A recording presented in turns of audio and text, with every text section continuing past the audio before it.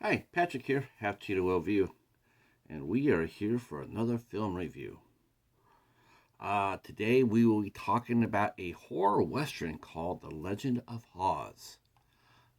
This came out in 2022. It was written by Kent Hill, Rene Perez, and directed by Rene Perez, who also did everything else on this movie: choreography, cinematography, uh, the fight scenes. Uh, uh, yeah, he directed it. Um, yeah, he did it all. So, Legend of Hawes. The synopsis reads: After a homestead is attacked by ravenous marauders, the lone survivor hires a dangerous gunman to help her track them down and get revenge. So, so that's pretty much it. The movie starts out. It's in the West. It's, obviously in the old West in probably about the 1880s. And the movie hits the ground running. That's for sure. I mean, you get a little blurb that tells you that there's some savages wandering around. They're known as meat eaters and some sort of demons, and they kill their victims and wear their masks. So you get a little Texas Chainsaw Massacre there, a little bit cannibalism, that too, a little bone tomahawk. Uh, um, so the movie hits the ground running, and we see a homestead is being attacked, and the last three survivors are actually the last four are fighting for their lives, and then pretty much just two men and two women. The men are killed, and the women manage to escape, and they want revenge after their whole families were wiped out. So they go inside of a town and they meet one guy who they ask for help, and he's more Tyson. He's more of a tracker than he is a gunman, but he says he knows somebody who can help them. And well, he could, but he's drunk, and so he says, I can help you. I'm a fast gun, but he really isn't. He's just a tracker. They go inside the town and they see into the bar, and they say, well, we're looking for this gentleman named Hawes. We heard that he's supposed to be very good. And the bartender says, well, he would be if he ever got sobered up. And they point down to a guy who's passed out on the bar there. Uh, the bartender tells the tracker that if he throws the guy out, he'll give him a free drink. So he initially tosses the man out, who we turn out is Hawes, tosses Hawes out on his face. Um, of course, all it does is spark Hawes. He gets up, and we find out that maybe he's not so drunk as he appears to be, because he goes back inside the saloon, shoots the glass out of the tracker's hand with a rock steady hand. So I think maybe he was more or less, maybe he was sleeping it off, or wasn't as drunk as they appear to be, because he was rock solid. He tells the bartender that he wants bread and milk because to help a little boy who helped him. And we see that the people who want to hire him, and that's Harriet. Harriet has lost her family.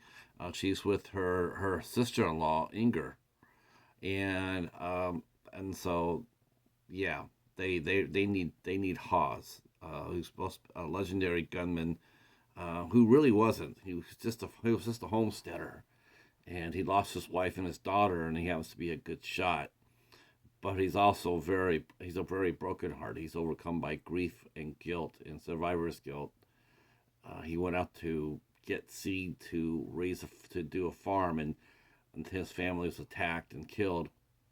And you can see that Haas is a really good man. He's hurting, but he's a good man, and he immediately goes, he tries to tell the ladies, you don't want to go down that path. We also see him find a homestead and return money to a woman and her little boy. And even though the woman is very, very scared of him, and puts him underneath the Winchester, he's very, He doesn't get upset at her. He gives back the money that her husband had. He basically had come across her husband already dead and wanted to do the right thing. So he took the money and and the directions to his house, and he returned the money to the widow. So we definitely see that he is a good man, and he's going to help them try to find down these crooks if they can, these cannibals.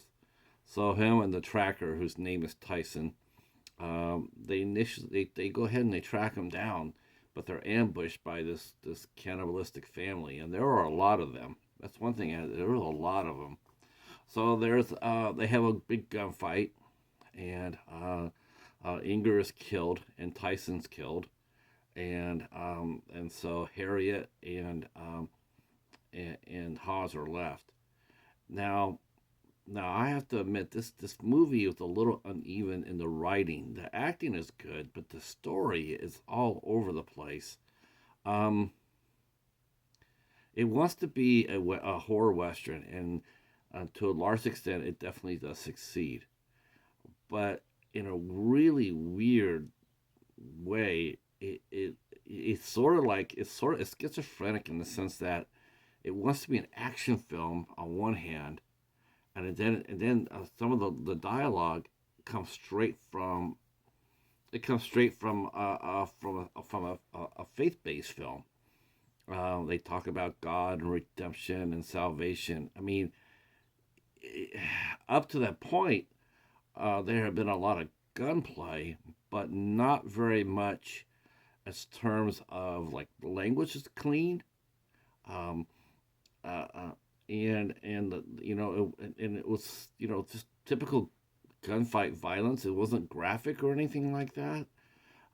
They have Harriet talking to Hawes about God and which was in a way really twisted too, because she's talking about God and redemption and whatnot, but she wants revenge. So that's sort of go against the what it's sort of strange. The dialogue is strange, and hats off to the cast: Emily Whitcomb and Mike Markoff, Richard Tyson, and Karen Bronze. Um, Hats off to them for getting through the dialogue, because the dialogue is very confusing. Um, like I said, it really wants to be two movies at once. The first half action, faith based, but then the second half comes around, and then we do get some graphic violence. We do get that. We get the language. We get the graphic violence. We even get a flash of gratuitous nudity. Um, so it was a little strange. The writing was strange. Like there's two writers to this movie, Kent Hill and Rene Perez. So I don't know if one half of it wrote one half and the other half wrote the other one, because it's um, I did like a lot of the dialogue though. I mean, because it's very period accurate. I mean, when you hear them talk, it sounds just like a western. Um, and the chemistry between Harriet and Hawes is really good. And Emily Whitcomb, who played Harriet, um, did a very nice job here. Her Harriet has a lot of pain and determination and fire in her. And of course, Mike Markoff, I, I I don't know what weapon that guy can't handle. Seriously, uh, he can handle anything that you give to him. He's gonna be a great action star. If they ever put him in that role, he'll be a great action star. Uh, this is the second time I've watched some of his work. Um, he's an excellent blade master in Death Squad. He's very comfortable, and he's very good here. As is Emily Wickham, at handling the six gun. Um, they shoot, and they look good doing it. Except that there was one thing that sort of like caught me by surprise. And in some of the action scenes, they're shooting at each other point blank, but no one's diving for cover. Not really. They're standing out there in the middle of in the open, and they're shooting at each other. It looked like an old Civil War battle. It's like one side here, and whoever could shoot first. Um, so I mean, it's just nitpicky. I mean, it didn't take away from the story. This is a very fast and lean movie, filmed at 80 minutes. Um, I normally I complain about this. It had muted colors. Like, no, what, why, brighten it up. But it actually worked for Legend of Hawes. I liked it. I liked the muted colors. I thought it would work really well. Um, I like the fact they shot on location. Everything's practical. Everything's shot on location. The cannibals look pretty good. A couple of them were a little bit over the top. They sort of looked like a little bit too much like clown makeup for my liking. Um, it was just a little bit, almost on the edge of, yeah, not good.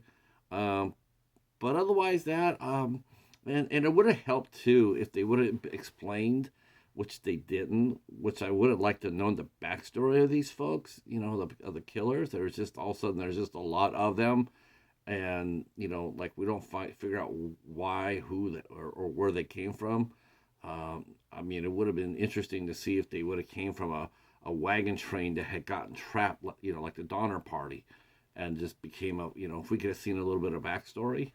Um, but overall, I liked the movie. I thought it was pretty good, actually. I liked the acting in it. It was definitely the strongest part of the movie. Um, Definitely the strongest part. And good gunplay, too. I like the gunplay. The gun sounded accurate. No enhanced, like the bad guy shooting a small gun and the big guy shooting a big one. No. And everybody takes their lumps. If you get hit, you get knocked down. There wasn't any superhero stuff or anything like that. So while the story itself is uneven, over everything else I liked. So I would recommend The Legend of Hawes. I don't know if it got a physical release. I know that I saw this on Tubi, and and that's where you can watch it at. I'm not sure if it got a physical release or not. If it did, definitely worth looking up. Um, all right, so that is The Legend of Hawes. Me and the Cheetah, we gave it a paw and a thumb straight up, and of course, being a Western, that's extra points because Paladin, have gun will travel. All right. Well, thanks so much for watching and listening to this review. And let us know if you've seen The Legend of Hawes in the comments below. Or better yet, let us know what your best Western is. What Western movie or TV series has float your boat. And if you want to even go further, what best horror Western is your favorite? Because there are a few out there. This is not a new genre. It's done pretty well, but it's not new. So which one has been your favorite? All right. Well, thanks for watching, and we will see you for the next one. Peace. Oh, yeah, I'm supposed to tell you to sub to the channel and hit the like button, too. So don't forget to do that. But leave a comment. Love the comments.